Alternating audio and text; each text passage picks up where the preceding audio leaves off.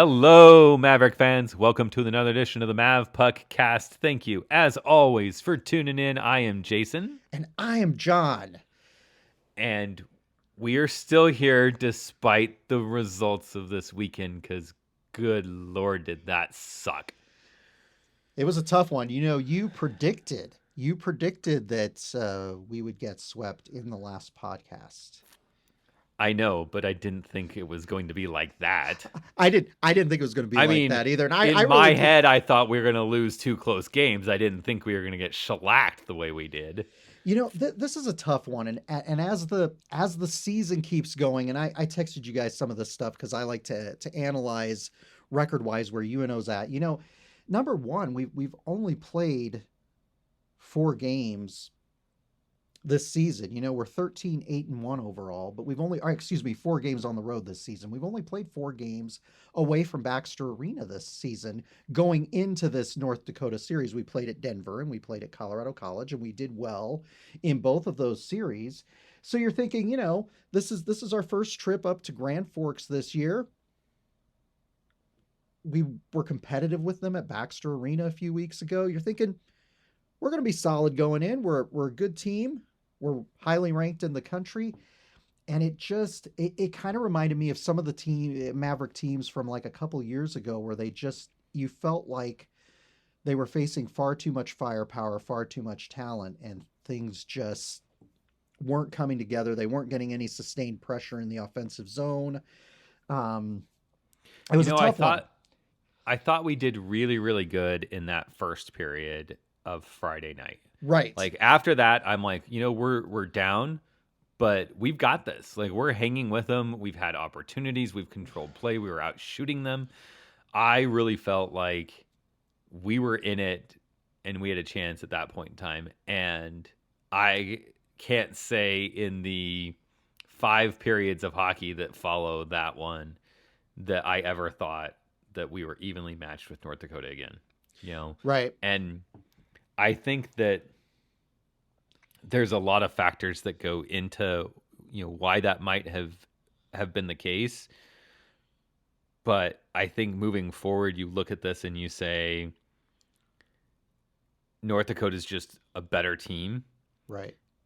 It doesn't mean we can't beat them, especially when you start talking about playoff format where it's one and done. Should we meet North Dakota again? Like I think if you can keep playing the way that you played the first period, they have a chance. Yeah, I completely agree. And you look at that first period and you think maybe if they'd gotten a shot to go down or something, and they'd been able to tie up the game going into the second, it might have had a different complexion the rest of the way. It's just awfully it's just kind of an odd conundrum. Like I said, we haven't gotten to see this team play on the road much this year, just because it's a screwy year and weird things are And, going on. And we had the pod that was all at Baxter, and so and you're I would thinking, say that this is the first time this year that I really felt like we were playing. I don't know. I want to say a strong opponent, but it's not like the teams that we played. We played Duluth and stuff. It's not like they're a weak team. right, We played St. Cloud. It's not like they're a weak team, right? right, It's just this was this was a different level, right? yeah, This I think is clearly a North Dakota team that is the top team in the conference, and any team that's top in NCHC, you've got to make a strong case for them being a top team in the country. So it was just I don't know that we were familiar with a team and a setup where they could come at us every shift this way. yeah. Because I don't think that Denver sits on this caliber.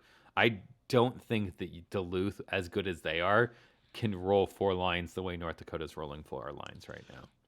Yeah, and North Dakota's so good. I mean, I think their win streak at Ralph Engelstad Arena, if I recall correctly, going into this series was 22-1 over the last 2 seasons, and the only loss was against UNO last season up there. So they play awfully well at Ralph Engelstad Arena, and Obviously they got 2 more wins this weekend against us, but it's a tough place to go in and play. A lot of times, over the years when we've snuck up on them, it's happened like right after the first of the year. But like you said, it's just it they seemed like a team that just sort of came at us in waves. It was like you never really got you never got a break against them. It felt like it was just this kind of relentless pressure. And I think you make a good point in that statement that in the past we've snuck up on them. And I think yep, you can make that case for us in a lot of teams is that we snuck sure, up on them. They didn't think that Omaha is going to be a good team. They didn't prepare well, and we squeaked out a win. yep, And the number of times that we'd split, a lot of times it was interesting to see us, win on a Friday and then just get toasted on a Saturday because they went, oh wait, this team's talented enough to beat us. We actually have to, right, we actually have to play. This year, I think is different because I think this year the teams realized after not even after, halfway through the pod, I think that the teams that had played us had said, this team's for real. This is yep, a very talented Mavericks team. We may not have the pedigree that North Dakota has, and we don't certainly have the program success that these teams in the conference have. But this is a team that I would say can beat any team in the NCHC any night. And I would argue that UNO has the talent and the process and the desire, if they want it, to beat probably any team in the country. right, The question's just going to come down: are you willing, as coach puts it, are you willing to put in the work? Are you willing to do the things that you need to do to realize the success that you want? And as a fan, it's out of my hands. I can cheer them on, I can support them, I can do everything that I can do, but ultimately it comes down to these guys looking at their game and saying, we trust the coaching staff and the systems that they're right, running, and we trust ourselves, and playing a little bit loose. I thought they were a little bit tight. yep, Their awareness was off. I think the story for Friday night was that we came out loose and ready, and then once that goal came in, it was just screen after screen after screen, and I yep. didn't feel like Seville really saw the game the way that he's used to seeing the game. And I don't know if it was because of the way that North Dakota was shifting stuff, but it seemed like we set screens more than North Dakota set screens. Yep. Yeah, I'd agree.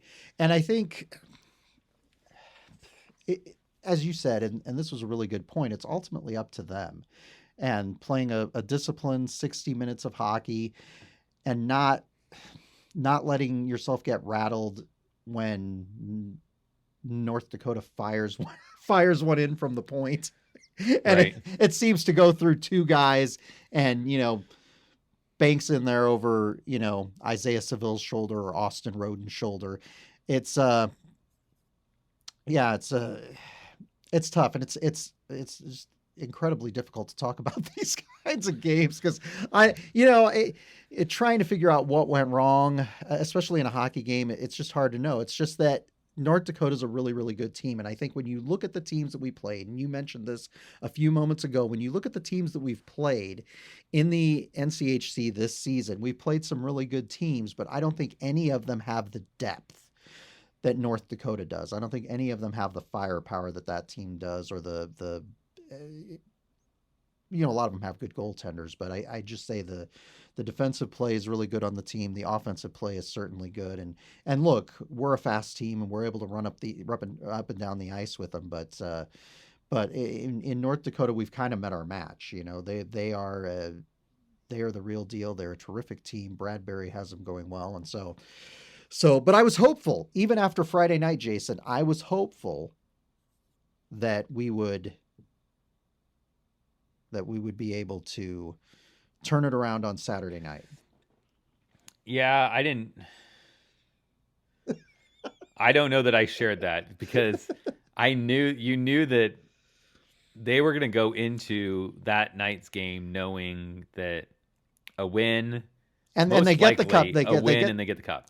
They get the Penrose Cup, and obviously, Right. when you have Josh Fenton in the building, and that was one of the things that may have provided a little bit more of a boost for that team, a little bit more motivation. Obviously, UNO has secured a top 4 finish in the conference, so right now when they're just playing for positioning in the NCHC playoffs. And this is a new position for UNO because normally they've been on the outside of the top half of the conference looking in as the season has worn along over the course of the last couple seasons. So this is a new position for them to be in. So the question is, how do you maintain that motivation? Well, I think UNO going into the weekend was technically still in the running to win the Penrose. We rattle off a few wins there and keep North Dakota from getting points, and some other things happen. But I wasn't thinking that way at all. But you know what I'm saying. Mathematically, we are in it, but realistically speaking, I mean, when you look at what it would have to mean, St. Cloud Duluth has to split, and we have to win 4 in a row against North Dakota, 3 of which are on the road at North Dakota. So it's like, yeah, technically. Boy, wouldn't that? But you would know that we had fully turned the corner at that point, and it was all speed ahead up the street, but not quite. I mean, no, and that's okay. That's okay. What I think is unfortunate is that we went from mathematically having a chance, albeit unrealistic, to being in the first spot to now, after the pair of losses, the best we can do is finish third. Okay. Because St. Cloud and Duluth play each other, which means somebody's going to get points. Even if they split. Well, the question is, what if both games were ties, and one or the other of the teams got 2 points instead of the 3 points? They'd have to split with 2, but that would put St. Cloud at 45. So if we win both, that would move us to 46. So that's the only way where we can get into second, right? Okay. Is in order for us to get into second, we have to win both games, one at home, one on the road against North Dakota. And Duluth and St. Cloud have to go to overtime both nights.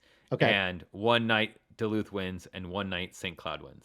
Okay, well let's make So that is the only way it happens, right? Because if they split, if there's any sort of regulation finish with either of those teams, it puts us out of it.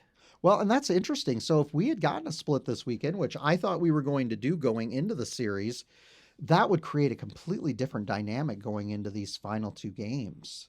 Right, because we'd still have anything in play at that point. I mean, we wouldn't have first in play because North Dakota they would be out of reach of us at least, but they wouldn't have the Penrose Cup, and we would still have a realistic shot at finding a way to the second position, because at that point in time, we would be sitting in third right now. We would be ahead of Duluth, and we'd only be 2 points back of St. Cloud. Yeah. So that definitely would be a different dynamic. Getting that number 2 seed would really change the kind of the composition of the NCHC playoffs, looking at how things are right now. So that and we talked in the last podcast, is when we talked about the playoff format and kind of how that's set up, and with the change to being one and done, in that instead of this first round being a best of 3, and how that changes things. So that's the other thing to kind of look at right now. Like, Denver's in a driver's seat because they still have 4 games remaining, all against Colorado College. So there's a good chance that they're going to come away with, a few victories. Whereas Western Michigan, which points wise sits in 5th right now, they only have 2 games against Miami.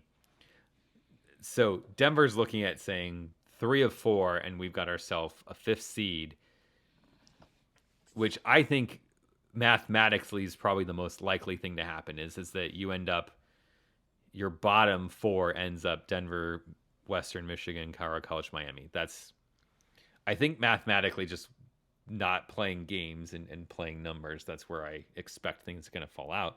So now when you're looking at it, like 2, 3, 4 is the difference between, do you have to have a first round series in North Dakota with everything on the line against Denver, who just always seems to have UNO's number, right?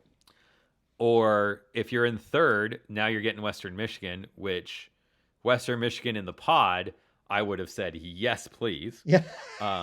But they've been really good the second half of the season. They've really Right. turned it around. They're kind of a hot team. I don't know that. I think I'd rather see Western Michigan over Denver, but it's hard to say that. And then you look at going, hey, if we're in second, we get Scara College again, which we know what we can do with. I'm going to tell. I think North Dakota, Miami is pretty much a done deal, but I'm nervous about Western Michigan because a certain player with local ties, having a career game. Having a career game right. against us. Yeah, I'm not sure how I feel about that, but you're right. I mean, that's the tough thing. I mean, I don't know. I would prefer to have Western over Denver, as you say, but boy, I don't know. I wouldn't. I'm not keen on either of those teams, especially in a one game type of thing, because any of those teams, really any of the teams in the conference, can put things together for one night, right, and have a good solid outing and completely change the dynamic. So yeah.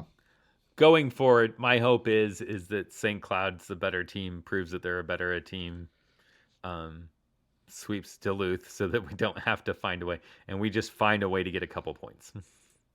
Find a way to get a win against North Dakota one of the two nights, and that would put us into third. We would get Western Michigan, I would assume. There's always that weird thing though. Denver stinks up the place against Cara College in their homes and homes, and suddenly Denver's in sixth, and now we're in third going with Denver still. So that's your consolation. Yeah, that would be our luck. That's your right? prize. Your prize for finishing in third place. We find a way. Highest finishes in years. Yeah, we split the last two with North Dakota. We're all excited because we got third place in the conference. When most people picked us as a 5-6 seed, right? Yeah. So we're all like thinking hot stuff, and we look at the schedule, and it's like, oh yeah, Denver lost 3 out of 4 to Cara College, and so now we get Denver. I'm like, oh boy. Yeah. You just don't know what'll happen, and I don't know. It should be exciting, but yes. As we digress a little bit and talk about the playoffs after. We look a little too far forward. So back to the task at hand. Final score, 4-1 on Friday night.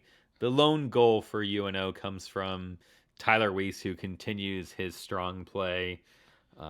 I surprised at the number of people that were texting me on Friday and Saturday, being like, "This is the Weiss kid you were talking about 2 years ago." I'm like, yeah. This is what I told you. We've been seeing him this season. Yeah.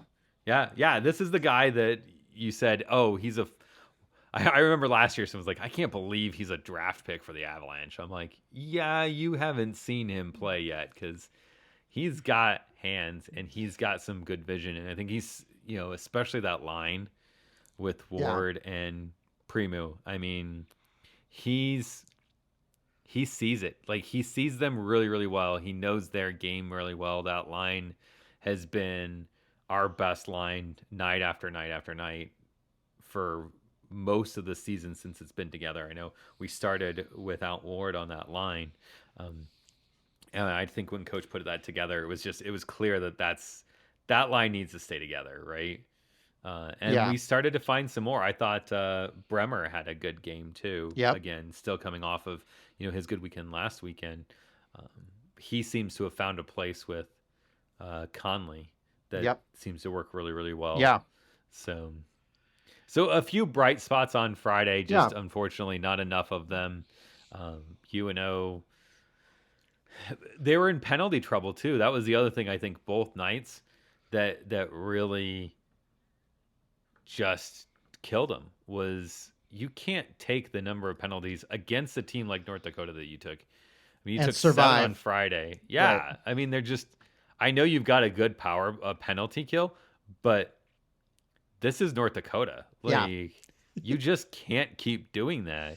I think Saturdays was the worst. I mean, just Saturday was the number, what was it? 2 of the goals that came in the first, it seemed like the first face off of their power play. It's yep, well, that one's in the back of our net now. So Yeah, and that game, as far as penalties, was statistically significant, Jason. I can't remember what Bridget said, something to the effect of, was it like our most penalized performance since like 20? You remember the last couple seasons we've had problems with penalties. We've kind of been like, Yeah. I equate it to the, Oakland Raiders back in the 1980s and 1990s. We were kind of like the Oakland Raiders of college hockey, and we kind of slipped back into that habit. And you're absolutely right. You can't give a man advantage or more, or two-man advantage to a team like North Dakota and survive, despite how good the penalty killing unit is, because again, yeah, a lot of times when you look at the conference and you look at the teams that we played this season, and the fact that we played 6 games against a team like Colorado College, yeah, you could survive some of those situations against a team like CC. You're not going to survive that against a team like North Dakota for very long. You're just not. They're going to take advantage of it and they're going to make you pay. So that was a problematic area for him. I think part of it, it's obvious, was frustration on the part of the team, and we saw certain things kind of bubble to the surface as the series progressed. So yeah. Well, for those that didn't see it, Saturday night UNO had 18 penalties for 63 minutes. I remind you, it's a 60-minute hockey game. Now, with that said, the bulk of those come at 1901. I think, was it 8? Was it 8? I'm trying to remember one.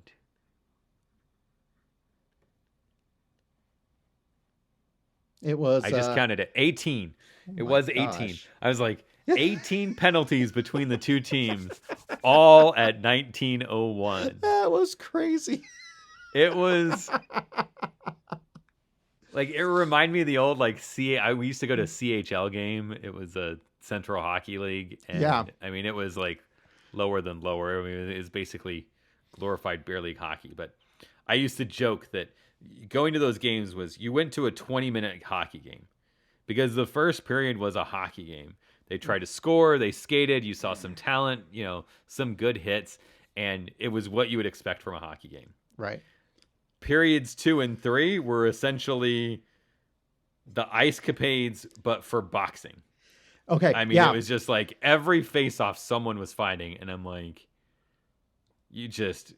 come on. Like, just play the game already. Like, it was so annoying, but this was just... And I think...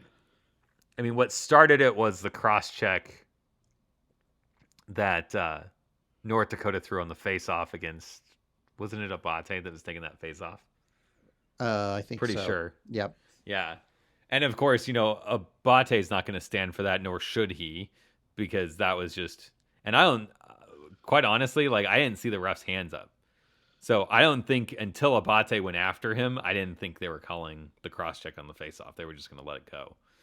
But Abate went after him, and melee ensues. I mean, it was just... Yeah. It was just... cross-checkings, roughings... The one part that worries me is that, well, one North Dakota player and one UNO player, Prokop for UNO. Yep. And Gabe Bass for North Dakota. Was it Bass that gets the other fighting?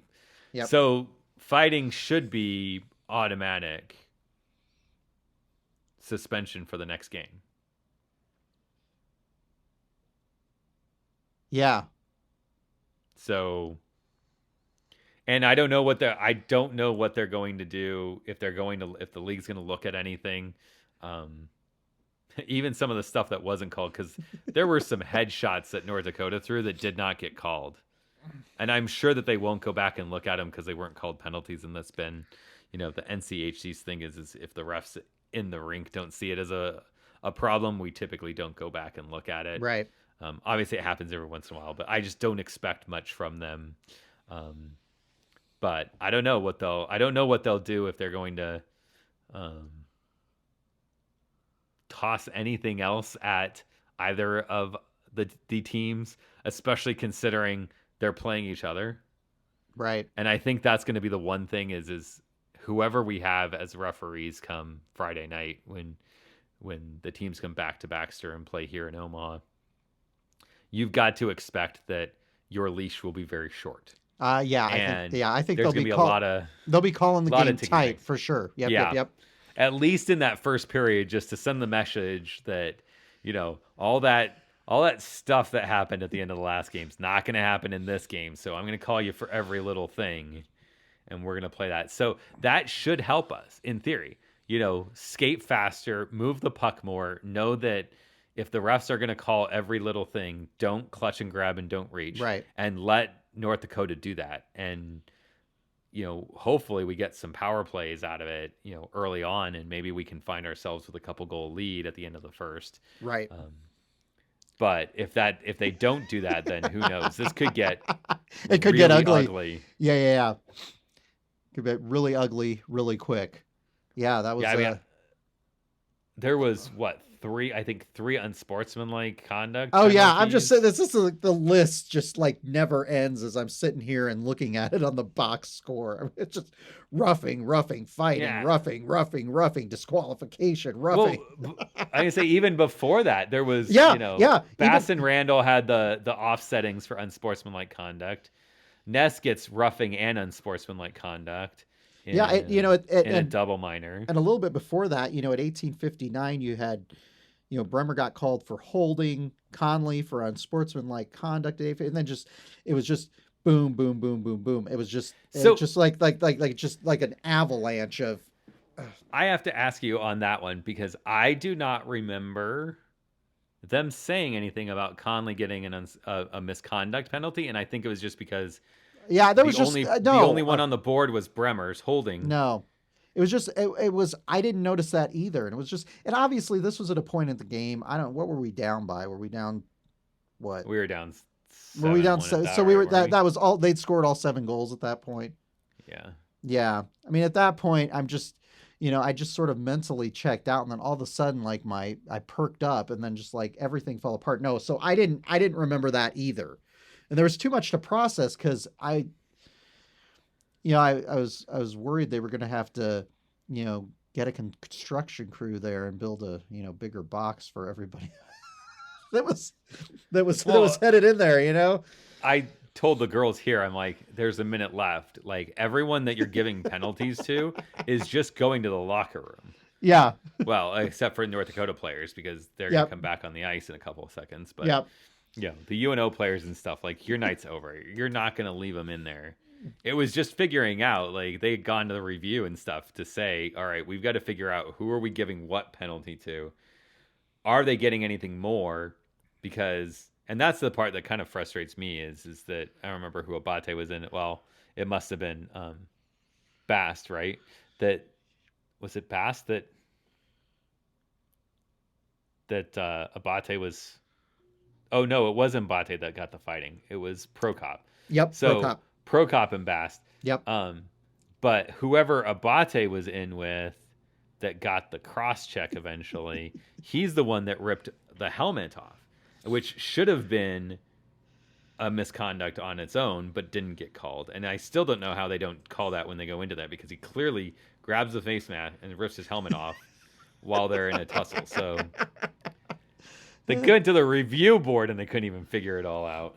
Boy, I bet it felt good for Abate to get back in there after being out the last couple few games with for COVID restrictions. So, yeah, it's quite a lot of fireworks to end a tough series for UNO at North Dakota. But I mean, it was kind of entertaining at the end, quite honestly.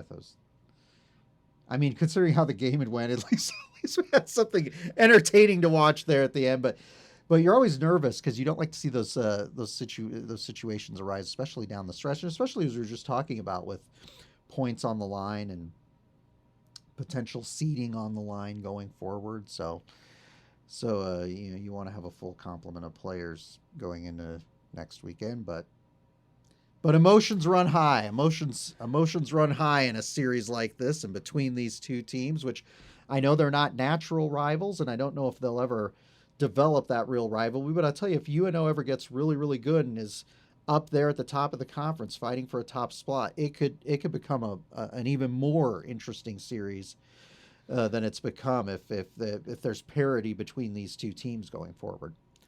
Especially if there's any sort of um, ongoing relationship here. Like if Yep. this is a one and done year where UNO is a top 4 team, and then next Right. year, we're back to being 5, 6, 7 seed type of thing, Right. that's different. But if for a few years, if UNO's, in the last 2 weeks of a season got a chance at a top spot, and North Yep. Dakota's, you expect is going to be in there every year. If every year this last game, because they're always our last series, right? If that starts meaning a lot, Yep. If we get into a year or two where whoever wins this last series Wins the takes home Penrose. the cup, Yeah. like you're gonna seriously start getting a lot more of this. Yeah, that'll be really, really fun, really exciting. God, that'd be a great place for the program to be. So fingers crossed that happens, Yeah. because that'd be a blast. But anyway, not the way we wanted the series to go. But I'm not worried. We talked going into the season about how UNO needed to take advantage of the opportunities that they had, beat the teams that they knew that they could beat, and so far this season they've done that. North Dakota's a good team. Tough to have a series go that way. Tough to have that score differential in both games, but I'm hopeful that they'll rebound this week. So let's talk players of the weekend.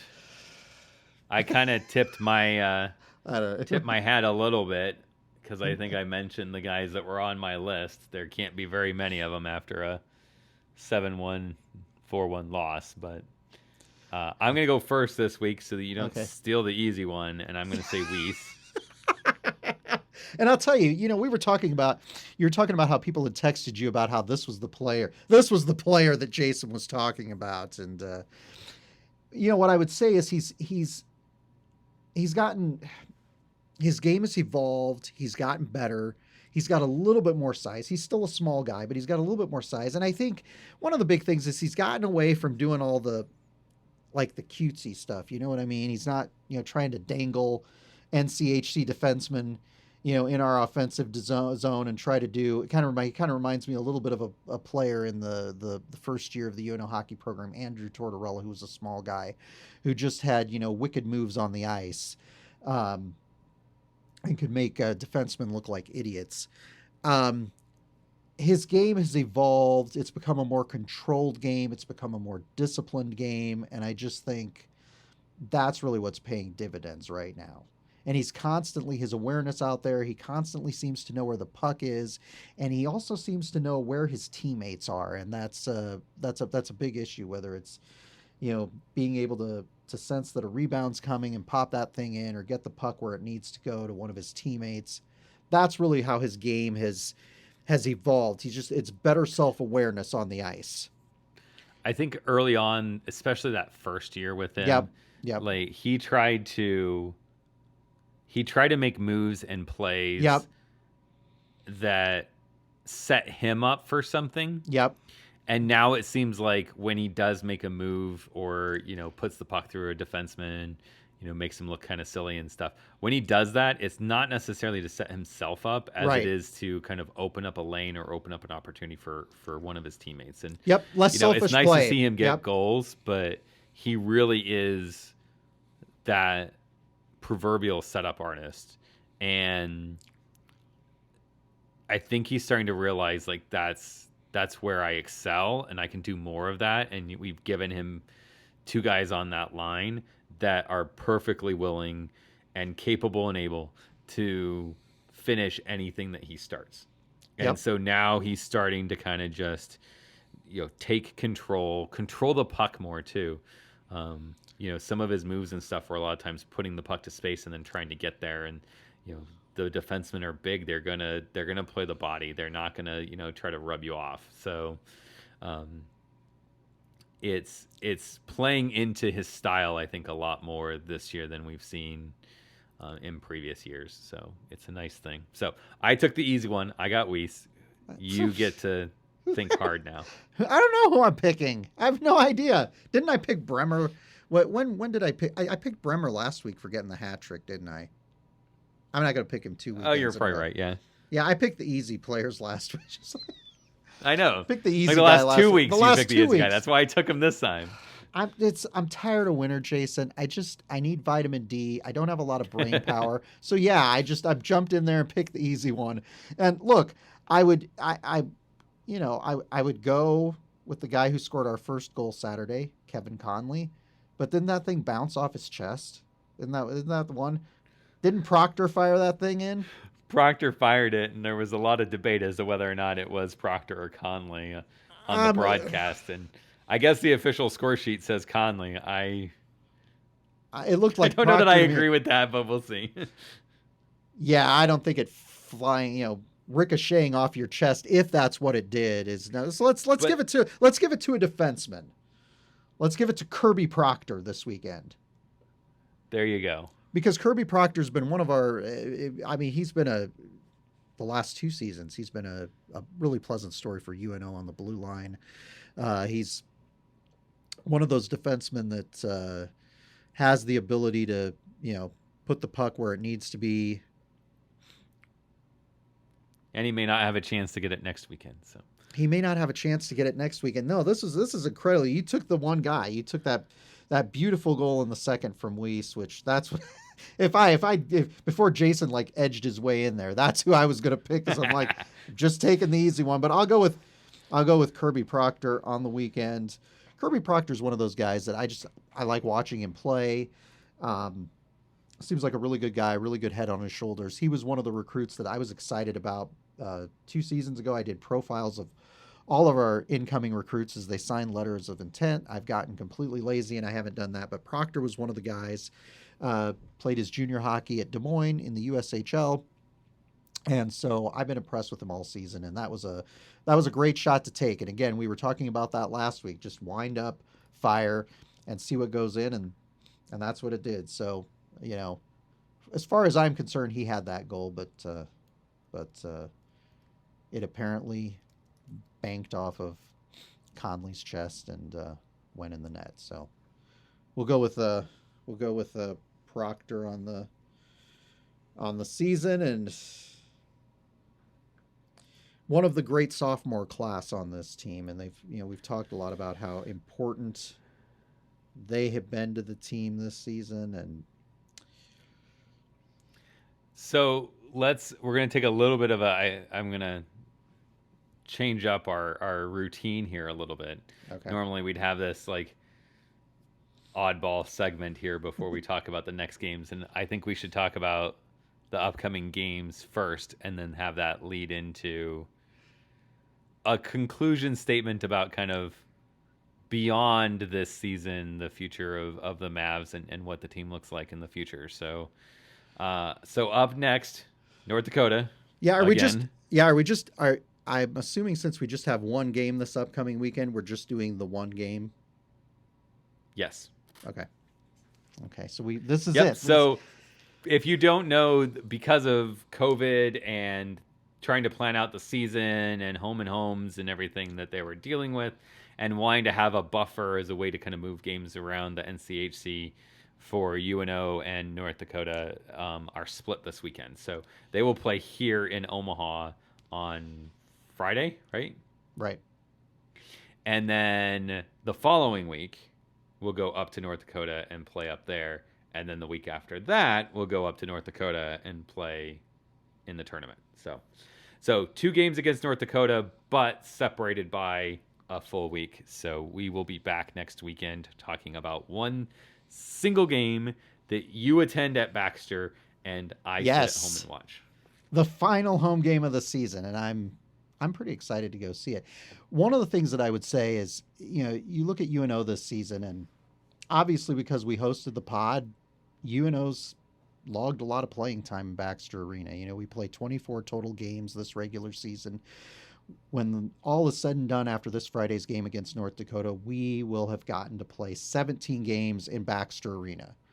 And I know what people are going to say. People are out there saying, "But John, those early games in December were technically designated neutral site games, and sometimes UNO had to sit on the other team's bench and hang out in a locker room that was not their locker room, wear their road jerseys." And to that I say, but they were still playing at Baxter Arena. So UNO has done well at home this season, and they need to continue that. This is their final home game. I look ahead, and I think the big thing that we've talked about looking at the team over the last few seasons, well, the last several seasons, is how they kind of seem to slide in the last month or so of the season. And not that it negates all of the good work that was done early on in the season, but you'd like to see them finish strong. No matter how the games go, you want to see a strong finish. And looking at that series that we're talking about this weekend, it took place up in Grand Forks. That did not seem to be the strongest hockey that they played this season. So hopefully they'll get back on track, back to form, and hopefully they'll get a win. It's much easier to pick this, Jason, because I can just pick, are they going to win? Are they going to lose? Are they going to tie? I'm going to say that we are going to win. Don't forget, there's always the COVID option. I'll tell you what, if stuff gets canceled because of COVID, at this point, we're doomed. We're in trouble. I'm going to say, I think we're going to win. I think it's going to be a fairly close back and forth game. I'm going to predict, since we're not predicting an entire series, I'm going to say that we win 4-3. We win late. And I think that that would be a great way to finish up the home season. And I'd really like to just get another win against these guys going into the NCHC Frozen Face-Off and whatever happens beyond. I know that there are fans out there, and this drives me nuts every year, because every year fans are like, they get on Twitter and Facebook and they're like, I think we only need to win one more game to make the NCAA tournament. I'm like, this year you can't tell anything. The pairwise is completely pointless because there's no interconference play. There's a 6-person human being committee made up of coaches in college hockey that are going to have an influence on that. I don't know what's going to happen. At this point, I assume UNO is going to make the NCAA tournament, but just a word of warning. Let's not make any predictions yet, because I think sometimes that can get into the mindset, because these players don't live in a bubble. These players are on the internet and stuff. Let's just encourage them to play strong and play hard, and let's not worry about, because I mean, Jason and I could sit, I could sit here and say, we only need to win, 2 periods out of the next 6 periods, and Isaiah Seville needs to have, 3 or 4, hellacious saves. And that'll be enough in the mind of the committee to make the tournament, get a good seed. I don't know that that's going to happen. So let's just focus on what we can control at a team, and trying to get a win this weekend would be good. Anything beyond that, it's really hard to know at this point. But we just don't want the team to start sliding here in the next 3 games. Yeah, I think with it not being a mathematical format and there being a human element to it, you can't take anything for granted. You can't say, oh, we're top 4, therefore, we're getting in. I think if UNO loses 2 in a row and doesn't, loses 3 in a row, let's say. Right. So they don't get a win in the conference tournament. I don't know that they make it in. Yeah, and my concern, Jason, is I know that the NCHC, some of those that all of our teams have played more games than some of the other, but you look at like a team like Boston University, which hasn't even played as many total games as UNO has played, games at Baxter Arena this season. There's so many variables, and those Eastern teams are going to be like, well, we couldn't play, but we had no choice that we couldn't play in certain instances. So there's just going to be a lot of weirdness that goes on, and I would rather not leave anything to chance. So the best that they can do, but the better. And I think you're absolutely right on that. You got to keep winning. You've got to be careful, and it's too hard to predict in jockey, especially when you're not basing it on math. So yes, continue. Right. I'm sorry. I digress. So I think the same thing. I think that UNO is going to win. I'm going to say 4-2. I think it'll be a close game.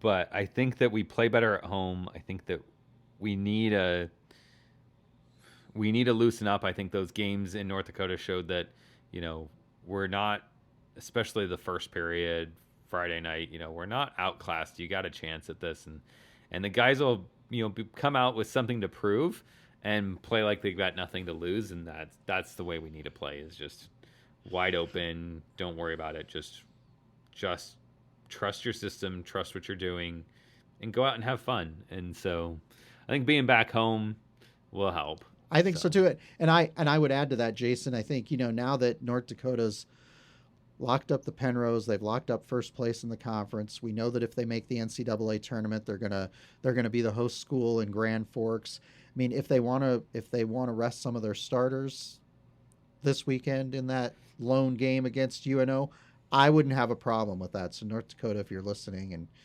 you want to rest up some of those guys like Kawaguchi and Weatherby and the like. Like 90% of their roster. Yeah, go ahead. Sure. You don't want them getting injured before the postseason for sure. So yeah, do what you need to do. There's always that chance when you're playing a team like, this isn't, closing out against Cara College that's at the, the basement or anything like this. Yep. Like, this is a team that has something to play for. Yep. UNO certainly has more to play for than North Dakota. So that has to factor in when you're the head coach of North Dakota is, hey, these guys are going to go all out, and we don't have a reason to go all out. We don't need to beef up our pairwise points to ensure that we get a good regional. We don't have to, we've already won the cup. Right. We can't go anywhere but first. We're done and set, right? Yeah. And so the last thing you want is to head into your conference tournament, without, a top scorer or a goaltender. And I mean, that's the crazy thing is like, it's not even the play of UNO that could do it. It could just be, your top goaltender goes down to make a save and pulls a groin and they're out for 3 months. Yes, definitely food for thought for North Dakota, and add the, shenanigans at the end of the Saturday game up in North Dakota. Who knows what could happen. So why risk it, North Dakota? If you want to leave some of those guys back in Grand Forks, go right ahead and do it. Yeah. You've got this thing sewn up. No need to take any unnecessary risks the next 2 games. Just put the equipment manager in net. I mean, I'm sure he's played goal once or twice in his life. He'll be fine. Yeah, I'm sure he's got some eligibility. Yeah. So it'll be senior night for UNO. This will be the last home game. Yeah. But I think, as we were talking about in text, John and I were talking about in text kind of heading into this, there's something that we feel like we needed to make you kind of aware of as far as how COVID has affected the future plans for some of these athletes. And the NCAA has come out and said that for winter sports, their eligibility will be extended without the need for appeal. And as we understand it, what that means is that the current seniors will have the option, should they choose, to return to their teams and play one more year. Now, I've reached out and asked questions of some of the people that I know to kind of get clarification. And I would say that, number one, it doesn't seem like they're really set on how far this extends and what this looks like. Right. But the prevailing thought that I'm getting from the people I talk to is that this will be extended to what is essentially the current juniors and seniors. So the likes of our current juniors that we would expect would have the season and next would actually have the season next and one more. And the current seniors that we would have been celebrating and expecting graduation and not seeing again in a Maverick uniform will have the option should they choose to come back. So I think it would be interesting to kind of go through and talk about who our seniors are and what we think they might do. And then as far as the juniors are concerned, I think you just got to kind of see what the NCAA decides to do because we're not quite sure at that point, and it creates a lot of interesting issues for the team going forward as far as recruits that are sitting out there in juniors or even in the high school ranks that you're thinking about bringing in the next couple years? How does that impact a team like UNO, a team that really is young and doesn't have a particularly big senior class? And I had mentioned the reason Jason and I talked about this was I was watching the St. Cloud State Colorado College game on Saturday afternoon, and it was their senior day. And Brett Larson, the head coach of St. Cloud, was interviewed after the game, and they asked him about the seniors, and he said, "Well, some of these guys may be coming back next year, and there's a lot of key players in their senior class, and it's going to be really fascinating to see who they bring back from that class, if anybody." And so, looking at ours, Jason, I don't know who you look at when you look at our seniors. We've got really four seniors. I mean, Jordan Clare is a grad student at this point. I don't think he's coming back.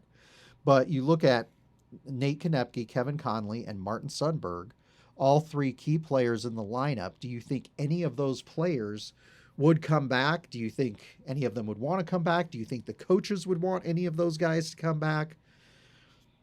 What do you think is going to happen? I think the first one would be Conley. Barring something crazy, he's not a draft pick. He doesn't have an NHL club that he's going to be able to kind of transition to. And I think he's the type of guy that sees value in his role and has really embraced this season. I would love to see him come back and, if he wants to keep playing hockey, I don't know. I mean, there's a chance he gets on with, ECHL, maybe AHL team somewhere, but there's a lot of unknowns at that next level. You talked about the kids coming up into college hockey, but you also have to then look at what is that outfeed for them too, because if the NHL follows through on rumors where they're talking about not having a draft this year and having 2 drafts next year, because scouts haven't had the opportunity to really look and see at the younger players and the kids in college, because some college kids aren't playing, some other leagues across the pond in Europe are not playing. Canadian leagues were shut down for most of the year, if not all of the year. So there's been limited opportunities for them to really kind of evaluate players, and they're concerned about what a draft looks like when you don't really when you're basing your draft roster off of 2018 2019 play instead of 2019 2020 or 2020 21. So I think it worries them to say, what are we drafting, and what kind of growth could someone have or fall off if they haven't played? How well have they done about keeping their game up if their league's out? So I see a lot of concern at that level with that. And so if they don't have a draft, it's either going to go one or two ways. Either the AHL leagues, these lower leagues, AHL, ECHL, that are feeder systems for the NHL, right, are going to be in a position where they have to go the reins with what they have, right, and they're just going to say, this is the team that we've got. These are the players that are out there. We're just going to go with this for another season, and we'll be fine. The other option is that they might be shopping for guys like Conley, that don't have a place to go, that could fill out a roster. You don't look at them as someone who's going to make an NHL club long term, but they're solid players that will do a really good job for you and can kind of fill in where you have holes and gaps, right? Right. And so I don't know. Yeah. I mean, you look at these. Yeah. I mean, Jason, sorry to interrupt you, but I mean, you look at this, and every year there are certain players that are kind of antsy to leave the team, move on to the next level. Like you said, whether they're a player who has had pro interest, has had NHL interest, they'll try to get on with an ECHL type team and continue to play hockey. And obviously that's their dream, is to move to the next level. Whether they have a particularly long career is something to be said, but we follow and we track all these guys that are, bumping around the minor leagues out there. So maybe some of these guys are just like, what, I'm done with school. I'm ready to move on with life.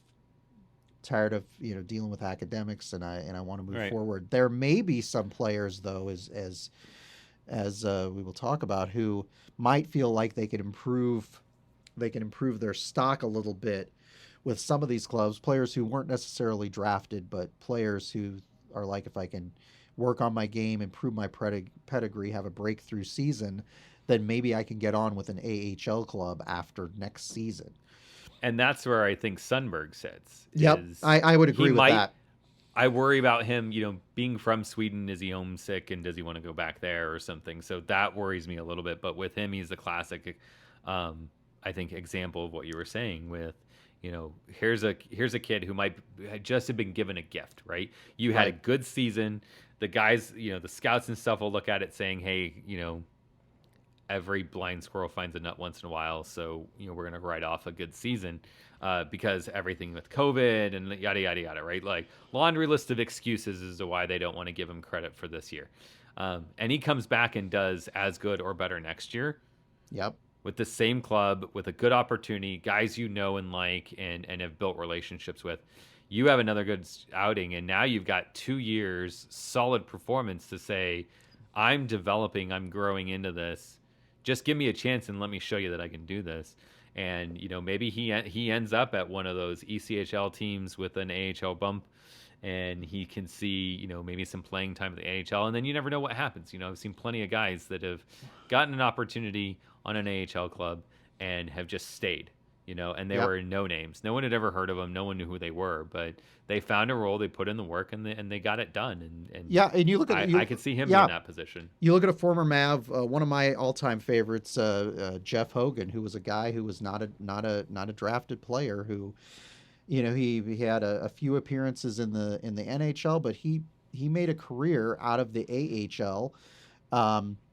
Player for a team like the Grand Rapids Griffins. He had a really, really good, solid career there, and the assistant there was actually a UNO assistant. Dave Noel Bernier was actually on the coaching staff of the team while he was there. So you're absolutely right, and the big question is, how many recruits are they planning to bring in next year? And I can't tell. They've got you look at like elite prospects. There's a lot of players listed as potentials for next year, but when you only have 4 roster spots opening up, in a normal year, if you figure all of our seniors would leave, then you ask yourself the question, are they planning to bring any of those guys in? Are they going to let them play juniors one more year?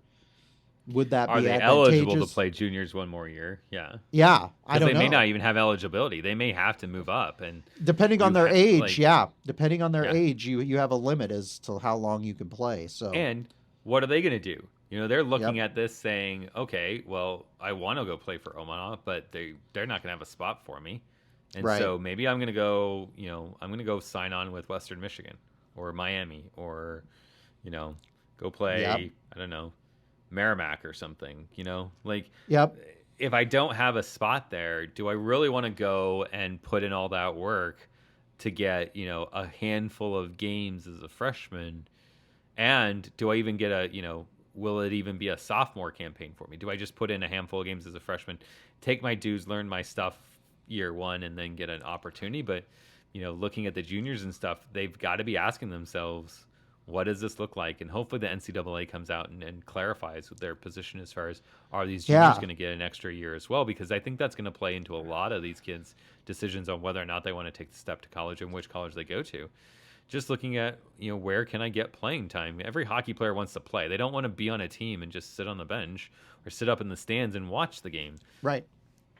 Yeah, you look at a guy like Johnny Tyconic who transferred here, and it was honestly about playing time. Playing time, yeah. Yeah.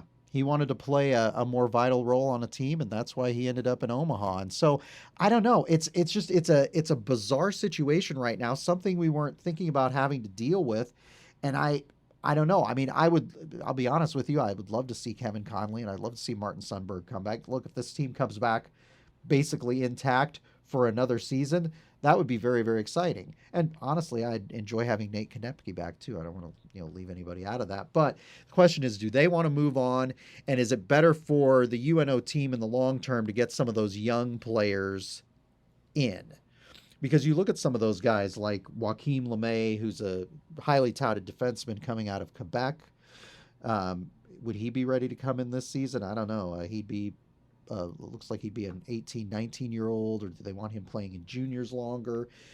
I don't know. You look at some of these other players that we've been following for a number of years, like Cam Berg, for example. I don't know. Tyler Rollwagon's a guy who came out of Shattuck St. Mary's that I've been following. He's doing really well in the USHL this year. He might be an exciting forward that you'd like to get in there. But when you look at all of the successful players on the roster, you look at the depth, you look at the large sophomore and junior classes you have.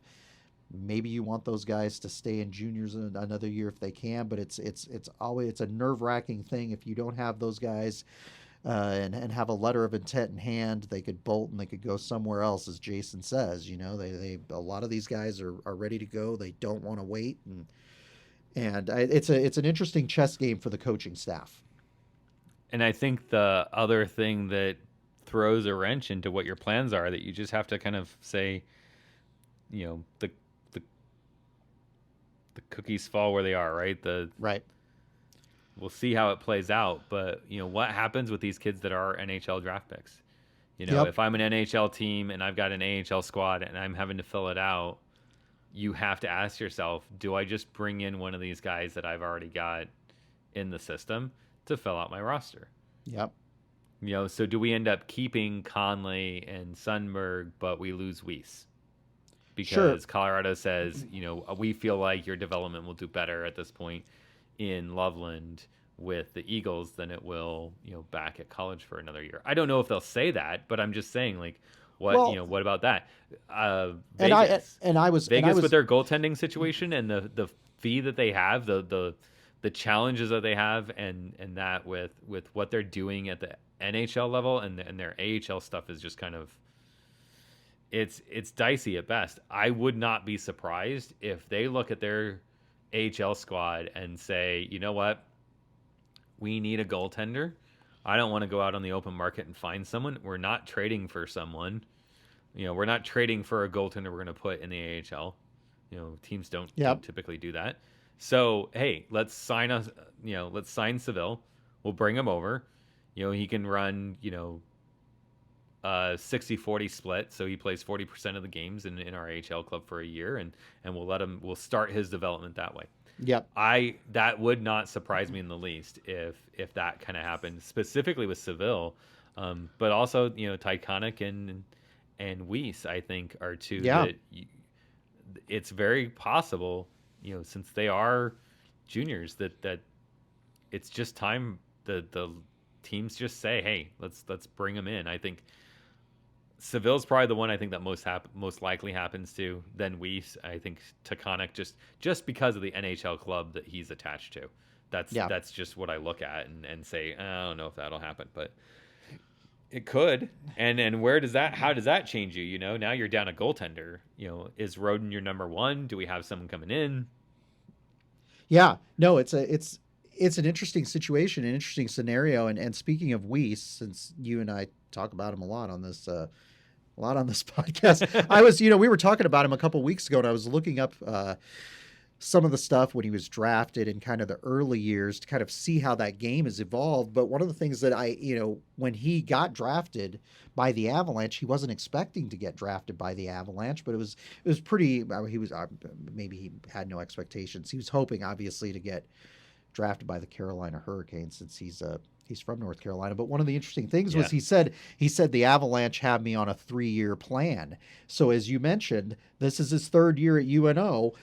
You have no idea what will happen. The other factor that just popped into my head as we were talking here was with COVID and everything's going on and limited fan attendance at some of these venues, or no fan attendance. You wonder too what kind of money they necessarily want to spend on bringing players in. Is it like a normal season where they're willing to take a chance and give contracts to some of these, potential diamond in a rough players? Or this year, are they going to, tighten the purse strings a little bit and not do that as much? So that's potentially a factor as well. There may not be the opportunities for some of the kind of unconventional players that aren't draft picks. So it's just a fascinating thing. It will be fascinating to see as the next few weeks progress, because as the season draws to an end, we'll probably hear more about this going forward. And it should be very, very interesting, and I'm sure we'll talk about it again before next season commences. Yeah, we'll see how it all shakes out, but we just want to make sure that we had that Address that. conversation for people that kind of I don't know what they'll say come senior night. Well, we'll see. What you guys will see while you're there, and what we'll see on TV. But that we figured that would be a question for a lot of people is where are these kids going next, and this seems like the best time to kind of shine a very small amount of light on that situation. Yes, before senior night happens this Friday night at Baxter Arena. Well, until next time, until we get to talk about next weekend's game, it should be a short podcast next week, right? Yeah, there's only one game, right? One game to talk about. There'll be nothing else to talk about at that point. Until next time, be sure to follow Mavpuck on Twitter, Facebook, etc. You can follow Jason on Twitter too if you want to. You don't want to. Oh, we don't want to, so I won't give you Jason's Twitter handle, but maybe I'll tag. You can. Tag I him. don't care.